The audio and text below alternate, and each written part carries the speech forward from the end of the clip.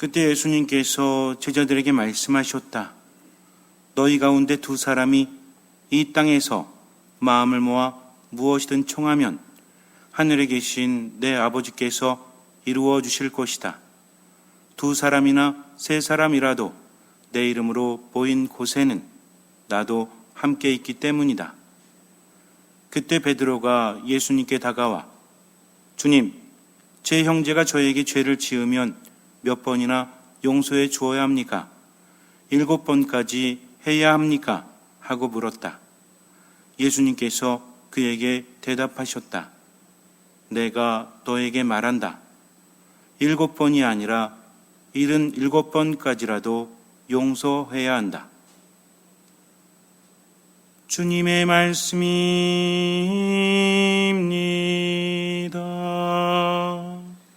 그리스도님 찬미합니다.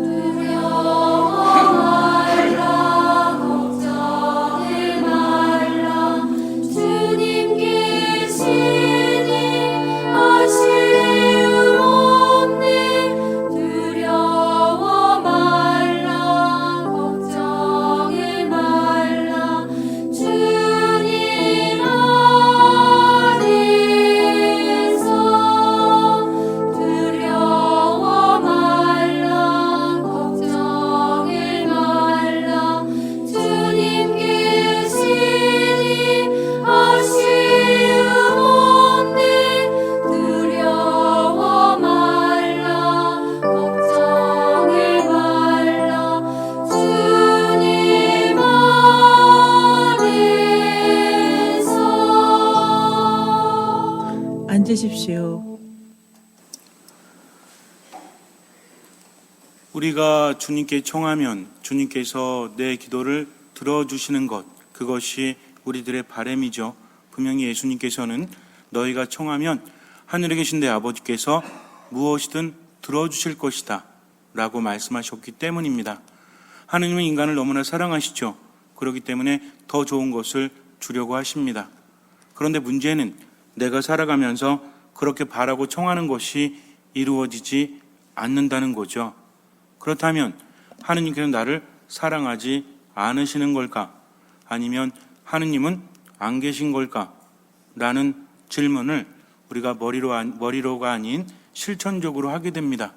살아가면서 점점 확신을 잃어버릴 수 있다는 거죠. 하느님의 말씀이기 때문에 분명히 믿어야 되는데 삶 안에서 경험되는 것은 그것과 일치하지 않기 때문에 헷갈릴 수 있다는 거죠. 부인할 수 없습니다. 분명히 우리가 경험하면서 살아가기 때문에. 그런데 예수님의 말씀을 제대로 잘 들어야 되겠죠. 그냥 청하면 이루어 주신다라고 하지 않으셨어요. 너희가 마음을 모아 청하면, 그리고 내 이름으로 모인 곳에는 나도 함께 있기 때문이다. 즉 우리가 주님께 청할 때는 마음을 다해서 마음을 모아서 청해야 한다는 거죠. 또 한 가지는 무엇입니까? 그 마음을 모은다는 것은 바로 누구의 이름으로? 예수 그리스도의 이름으로 모였다라는 거죠. 굉장히 중요합니다. 누구의 이름으로 모인다는 것은 그분의 권위를 빌어서 우리가 모인다는 거죠. 기도할 때마다 뭐라고 붙이죠? 끝에?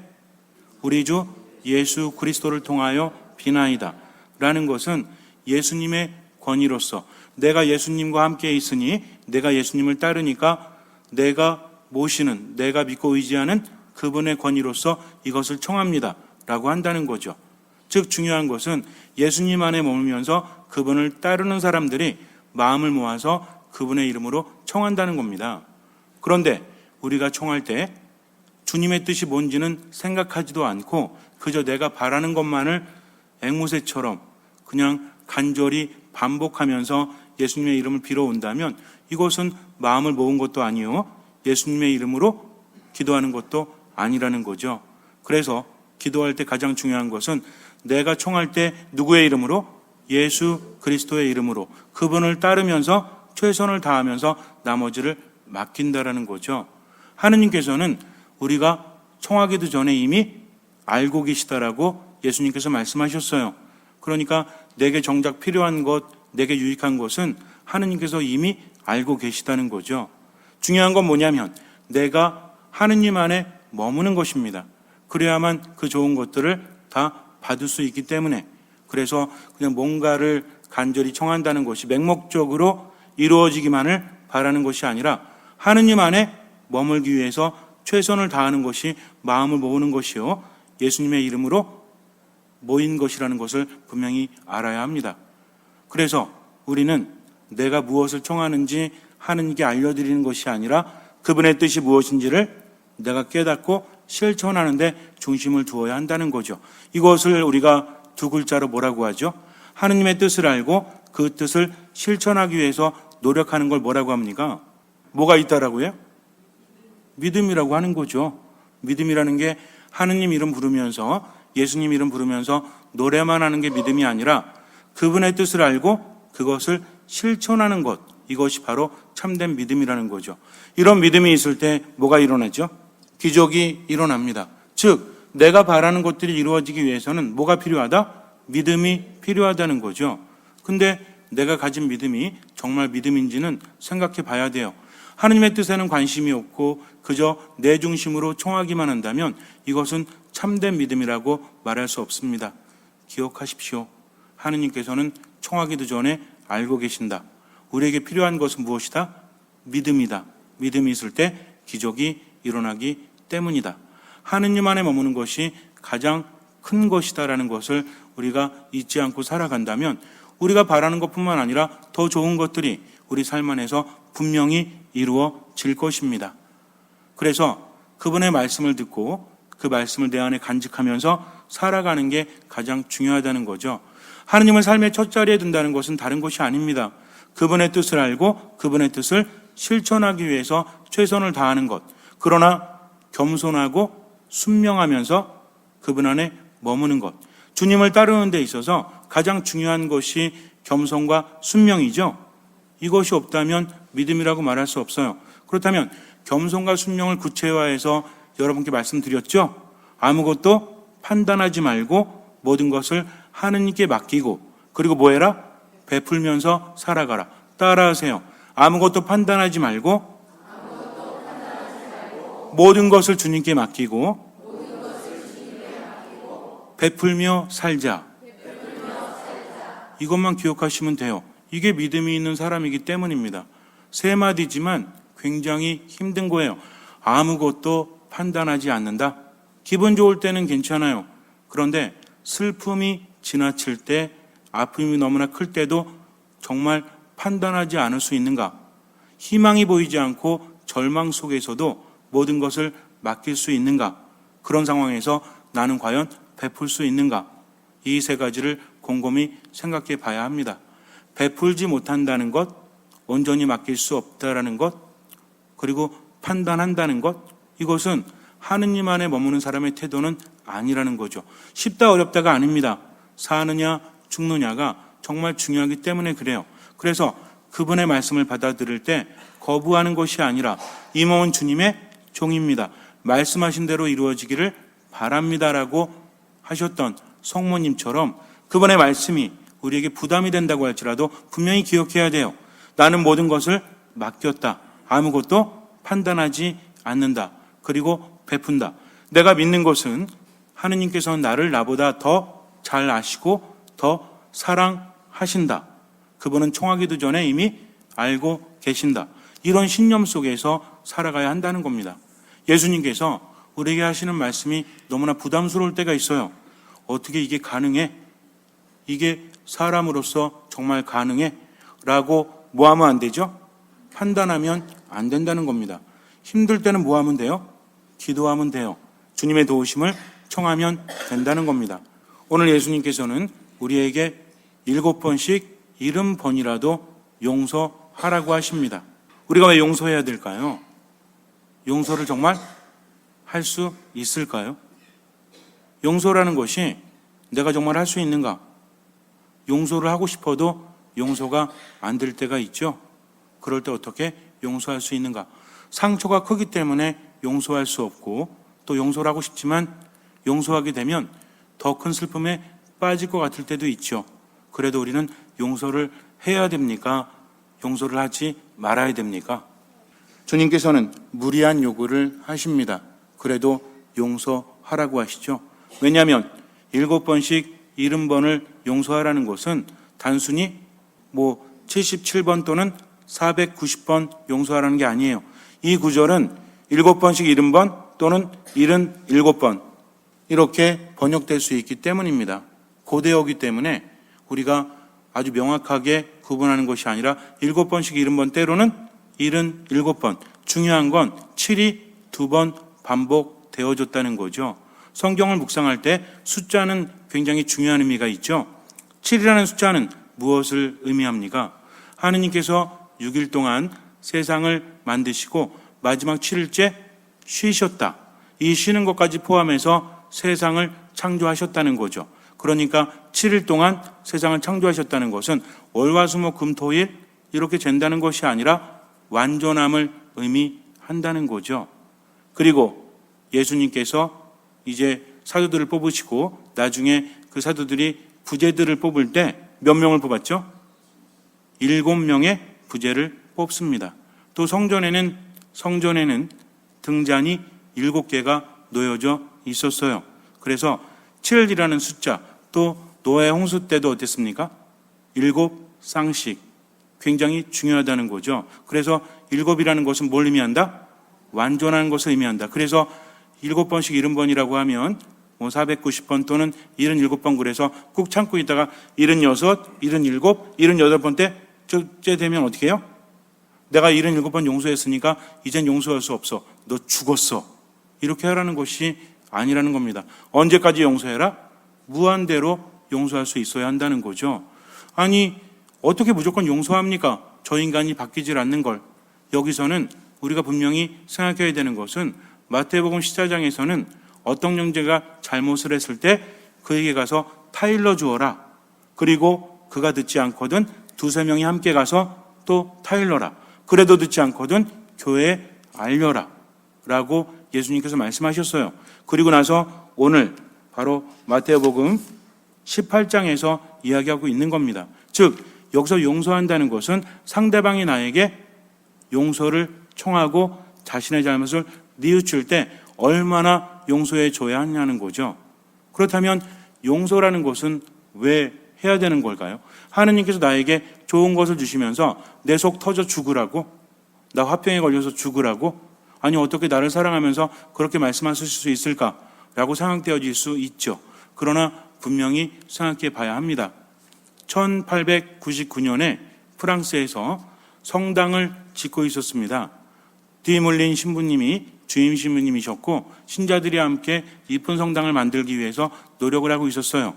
그러던 어느 날 한 신자가 많은 돈을 봉헌하기 위해서 신부님을 찾아옵니다.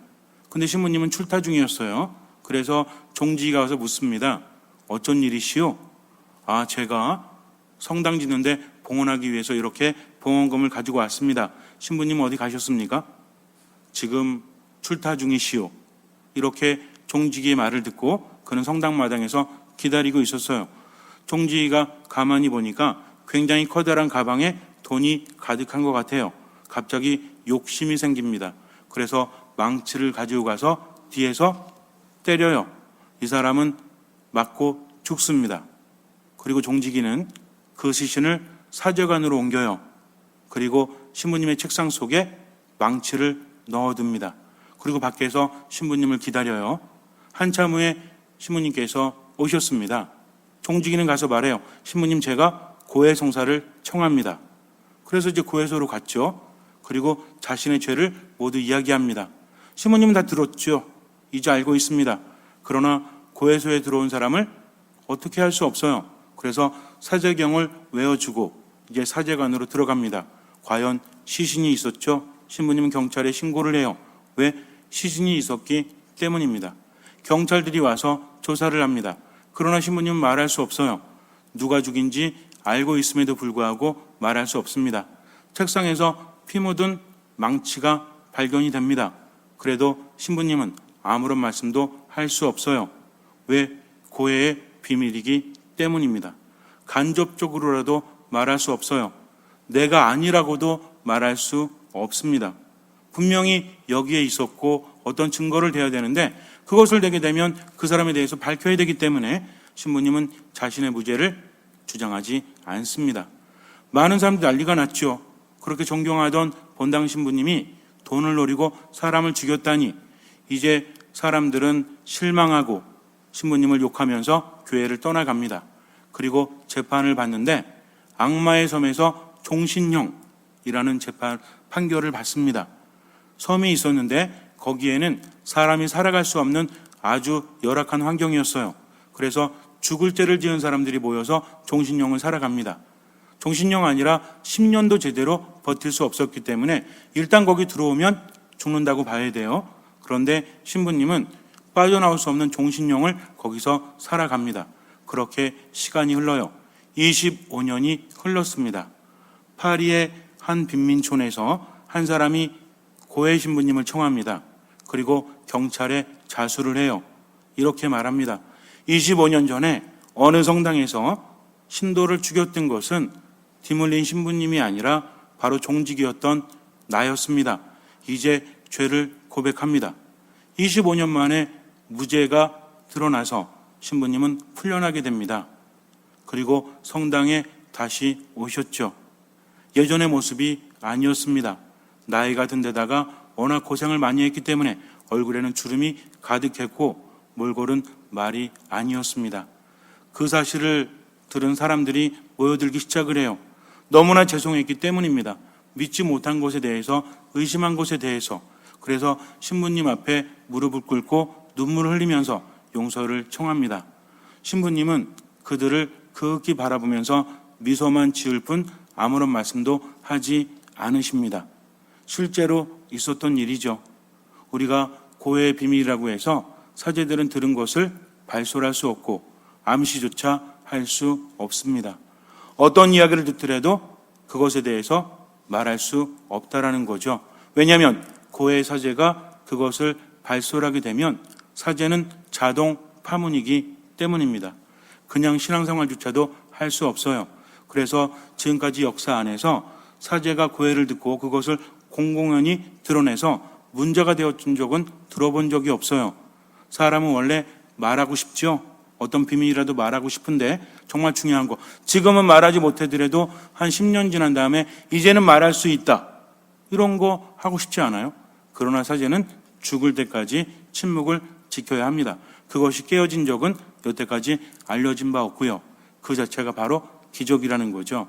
어쨌든 25년의 고생을 하고 이제 나이가 들어서 오신 신부님은 미소를 지었다. 왜 그랬을까요? 이제 다 죽여버릴 거야? 그거였을까요? 지나간 세월이 너무나 힘들었지만 그래도 이제 신자들이 돌아온 것이 기뻐서 자기가 이제 또 사제로 살아갈 수 있음이 너무나 행복하기 때문에 하느님께 모든 것을 맡겼기 때문이 아니겠습니까? 우린 이렇게 말해요. 신부님이니까 그렇죠. 그럴 것 같아요. 25년 악마의 섬에서 살아간다? 말이 아닐 겁니다. 너무나 힘들었을 겁니다. 하느님이 원망스럽기도 하셨겠죠. 정말 힘들었을 거예요. 그러나 이제 돌아보니 모든 것이 은총이었다는 것을, 인간은 세상에 태어나면 언젠가 가게 돼 있어요. 우리가 그 신부님 얘기를 들으면서 마음이 아픈 것은 25년간 시간을 잃어버렸다는 거죠. 또 사람들의 그런 질책 속에서, 미움 속에서, 분노 속에서 억울하게 사셨기 때문에 우리는 그렇게 느낍니다. 그러나 신부님은 웃으셨다는 거죠. 모든 것을 하느님께 맡겼기 때문입니다. 25년 동안 즐거웠다는 게 아니에요. 얼마나 힘들었을까요? 나는 분명히 무죄인데, 그런데도 이렇게 오명을 받고, 한번 생각해 보세요. 죄수들이 함께 살면서 저게 신부인데 사람을 죽여서 여기 왔대. 그러면서 그 사람들이 잘 봐줬을 것 같아요? 더군다나 희망도 없는 절망 속에서 그렇게 살아가는 곳이었다면 신부님은 다른 죄인들보다 더 많은 고생을 하셨을 거예요. 그럼에도 불구하고 아무것도 판단하지 않습니다. 그저 하루하루 살 뿐이라는 거죠. 25년이 지나서 모든 것이 밝혀졌을 때 신부님은 감사의 눈물을 흘렸을 것입니다. 그리고 용서의 미소를 지었다는 거죠. 모든 것이 하느님께 맡겨졌기 때문입니다. 우리들의 인생도 그래요. 왜 하느님께서 이렇게 무리한 요구를 하실까? 왜 용서하라고 하는 걸까? 그런데 요즘에 보면요, 현대의학에 의해서 드러나는 것을 보면 용서하는 사람과 용서하지 못하는 사람 중에서 어떤 사람이 더 건강하냐면 용서를 하는 사람이라고 하죠. 왜? 용서와 스트레스의 관계를 보면 용서를 할수록 스트레스 지수는 높아지는 것이 아니라 낮아진다고 합니다. 그러면서 심혈관계 질환 이런 것도 많이 줄어든다고 해요. 그러니까 우리의 몸을 용서라는 것이 건강하게 해준다는 거죠. 용서하지 못하면 어때요? 어떤 상처가 있어서 그 사람에 대해서 용서하지 못한다? 우리 언제 용서하지 못합니까? 나를 좌절시킨 사람들, 또 나에게 무엇인가를 뺏어간 사람들, 나를 무너지게 하고 내 것을 앗아간 사람들에 대해서 용서하지 못하죠.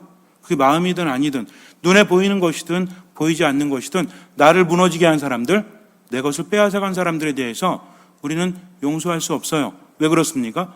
분노가 생기기 때문이죠. 또 우울이 생기기 때문에 그래요. 살아갈 힘이 없습니다. 왜? 완전히 무너졌기 때문에. 복수는 나의 힘, 분노가 없으면 살아갈 수 없어. 가만두지 않겠어 하면서 그렇게 하루하루 살아갈지도 몰라요. 힘들어요, 안 힘들어요? 너무나 힘들죠. 그러면서 우린 무엇을 놓칩니까? 내게 주어진 유한한 시간을 놓치고 있다는 거죠. 지나간 상처 때문에 지금을 제대로 살아가지 못합니다. 지나보면 아무것도 아닌데, 물론 쉽다고 말씀드리는 것이 아니에요. 이제는 생각의 차원을 바꿔야 한다는 겁니다. 용서하지 못해서 분노와 우울감으로 세상을 살아봤자 결국 가장 큰 손해는 자신에게 있다라는 거죠. 용서를 한다는 것은 왜 그렇습니까? 예수님께서 분명히 말씀하셨기 때문에 그래요. 우리가 예수님 말씀 듣고 그것을 따를 때 온전히 하느님 안에 머물게 되고 예수님의 이름으로 모인 것이 되고 마음을 모아서 기도하는 것이기 때문에 그 하는 기도가 모두 이루어진다라고 했습니다.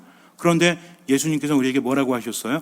너희가 용서하지 않으면 하늘에 계신 아버지께서도 용서하지 않을 것이다. 이렇게 말씀하세요. 즉 하느님께 용서받지 못한다면 우리는 천국에 들어갈 수 없다는 거죠. 영원한 생명을 얻을 수 없다는 겁니다. 또한 영원한 생명에 대한 희망이 없는 사람은 세상을 살면서도 어때요? 의식하지 못해도 내 안에서 불안을 느끼기 때문에 하루하루가 행복할 수 없다는 거죠. 점점 망가질 수밖에 없어요. 왜? 인간은 희망이 없으면 살아갈 수 없기 때문에. 우리 모두는 어떤 존재죠? 죽어야 되는 존재예요. 근데 죽은 다음에 영원한 생명을 얻지 못한다? 그냥 뭐 지금이 중요하지? 라고 해도 우리 영혼은 불안해요. 그렇기 때문에 지금을 즐길 수 없다는 것입니다. 그래서 내가 누군가를 용서한다는 것은 하늘에 계신 아버지께로부터 용서받기 위해서다. 내가 용서만 하면 그분은 어떤 죄를 지었던 내 죄를 묻지 않으시기 때문이다. 이렇게 본다면 용서하는 것은 지나간 것에 대한 그런 일이면서도 동시에 나도 용서받을 수 있는 하나의 기회가 될 수 있다는 것입니다. 우리 중에 죄 안 지은 사람 누가 있어요? 우리는 매일매일 살아가면서 때로는 사람에 대해서 판단하고 험담하고 또는 저주하고 그러면서 살아가지 않아요? 기분 나쁘면 욕하고 감정대로 그냥 내품고 그러면서 죄를 짓지 않습니까? 그러니까 하느님께 용서받을 것이 너무나 많다는 거죠. 하느님 앞에 갔을 때 조그만 죄 한 3개 지은 사람과 큰 죄 한 10개 지은 사람 중에서 어떤 사람이 천국 갈 확률이 높죠? 조그만 죄 거짓말 한 3번 한 사람과 평생, 그리고 하느님 앞에서 강도 짓 한 10번 한 사람 중에서 어떤 사람이 천국 갈 확률이 크죠? 둘 다 못 가요. 둘 다 못 갑니다. 이게 여러분들 뭐 웃으셨는데 웃을 일이 아닙니다. 하느님 앞에서 완전한 선이 아니면 하늘나라에 들어갈 수 없어요. 무엇이 있기 때문에? 용서가 있고 예수님께서 죄값을 치르셨기 때문이다. 이게 중요하다는 겁니다. 작은 죄를 조금 졌든 큰 죄를 많이 졌든 죄가 있는 상태에서는 하늘나라에 들어갈 수 없다. 그러나 무엇이 있기 때문에? 용서가 있기 때문이다. 내가 하느님께 용서를 청한다면 나 또한 다른 사람을 용서해야 합니다. 두 번째로 용서라는 것은 지금 나에게 유익이 되기 때문에 그래요. 왜냐하면 용서라는 것은 풀어주다 또는 탕감해주다, 자유롭게 하다라는 히라보로 쓰여졌습니다. 근데 이 말을 보니까 자유롭게 한다는 거죠. 나에게 용서를 청하는 사람, 죄로부터 그 사람을 자유롭게 하는 순간부터 나는 어디로부터 자유로워져요? 분노로부터 자유로워지죠. 우울로부터 자유로워집니다. 그러니까 내가 그 사람을 자유롭게 함으로써 누구도 자유로워지는 거죠. 나 자신도 자유로워지는 거죠. 무슨 얘기입니까? 내가 용서를 하면 나 또한 하느님께로부터 용서를 받기 때문입니다. 그래서 주님께서 용서하라고 하셨을 때 어떻게 그 인간을 용서할 수 있는가 하면서 버티면서 살아가는 것보다는 주님의 도우심을 청하면서 용서할 수 있도록 은총을 청하면서 살아갈 때 우리는 행복하지 않겠습니까? 그래서 7번씩 70번 용서하라는 말씀이 마음의 부담감이 아니라 우리는 이렇게 기도해야 돼요. 주님, 제가 용서하지 못하지만, 제가 너무나 힘들지만 당신의 도우심으로 용서할 수 있도록 저를 이끌어 주십시오 하면서 뭔가 치밀어 오를 때마다 어떻게 해야 돼요? 기도해야 합니다. 그것이 무엇입니까? 아무것도 판단하지 않고 모든 것을 맡기고 베풀면서 살아가는 것이기 때문에 그래요. 이렇게 하지 않으면 절대로 삶은 변하지 않습니다. 이제 우리는 선택해야 돼요. 오늘 집에 가셔가지고 도저히 용서할 수 없는 사람이 있다면 2가지 중에 하나 선택하세요. 첫 번째 뭐냐면 그 사람의 인형을 만들어 그 다음에 얼굴에다가 사진을 붙이고 밤마다 송곳으로 찔러요. 또 하나는 주님 앞에 무릎을 꿇고 그 사람을 용서할 수 있도록 은총을 청하는 겁니다. 어떤 게 더 힘들까요? 둘 다 쉽지는 않겠죠. 그러나 결과는 다릅니다. 여러분들 기억하십시오. 내가 용서하지 못해도 삶은 되게 힘들어요. 용서하는 것도 쉽지 않아요. 그러나 결과는 다릅니다. 선택은 우리가 해야 돼요. 잠시 눈을 감으세요. 때로는 이해할 수 없어도 주님의 말씀이기 때문에 따른다면 나를 나보다 더 잘 아시는, 나를 나보다 더 사랑하시는, 내가 청하기도 전에 이미 알고 계시는 주님께서 이끌어 주십니다. 용서할 수 있도록 도우심을 청하십시오. 미사 말씀 기도 안에서 하느님의 은총을 청하십시오. 주님께서는 그 믿음을 보시고 우리 삶에 놀라운 기적을 일으켜 주실 것입니다. 아멘.